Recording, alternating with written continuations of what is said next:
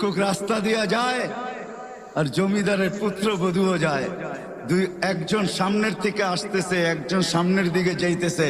দুইজনের ক্রসিং এর সময় ভিক্ষুকের গায়ের কাদা জমিদারের পুত্রবধূর গায়ে লেগে গেছে। সে দুনিয়া আন্ধার করে ফেলছে, স্বামীকে ডাইকা নিয়ে আসছে, বলছে ভিক্ষুক আমার কাপড় নষ্ট করে দিছে। সে শুধু ভিক্ষুক ছিল না, বৃদ্ধ ছিল।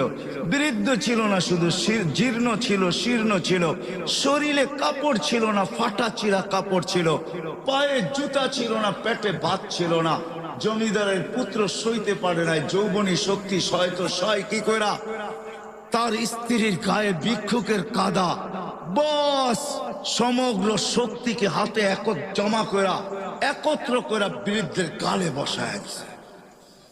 বৃদ্ধ কিচ্ছু বলে নাই, শুধু উপরের দিকে তাকায় দুই তিনটা শব্দ উচ্চারণ